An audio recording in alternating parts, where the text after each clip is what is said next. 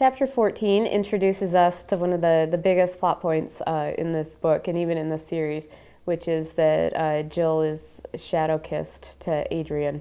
We suddenly hear this horrific story about how the attack everyone's been hinting about since the beginning of the book actually wasn't just an attack and harm and injury done to Jill.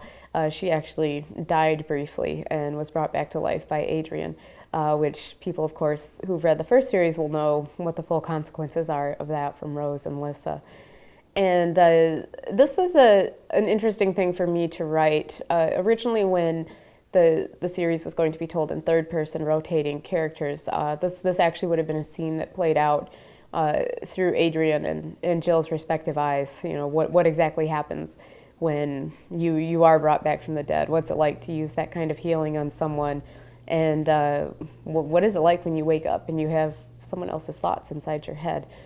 And when I decided to go first person with just Sydney, of course I couldn't have any of that in there, but it gave me something else fun to write, which is, okay, what is it like if you don't know two people are shadow-kissed, but you're starting to see some hints of it? And Sydney, of course, never even dreams of looking for it, so she doesn't entirely realize what she's seeing, but the signs are there all around us.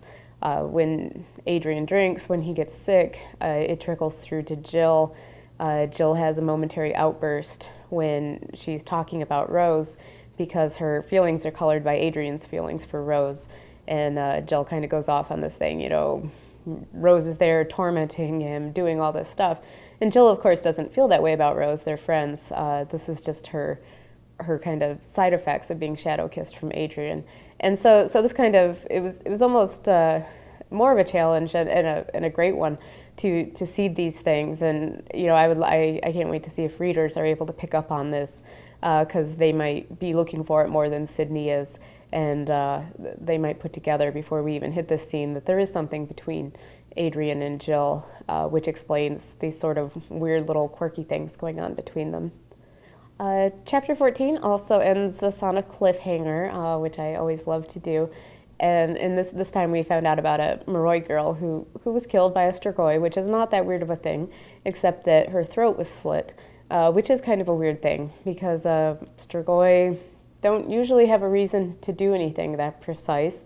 They usually drink for blood, and if they are going to kill just to get someone out of their way, they aren't going to bother with a knife. They have the strength to just throw you around or break your neck or do something terrible like that.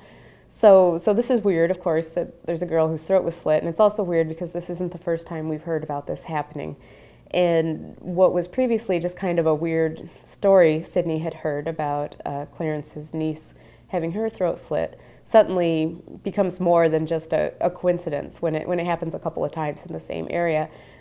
Sydney suddenly has to go on alarm and realize, okay, you know, what is going on here? Her whole job is to create this safe environment for Jill, and the whole time she's been worried about Moroi rebels coming and snatching Jill away or doing something terrible.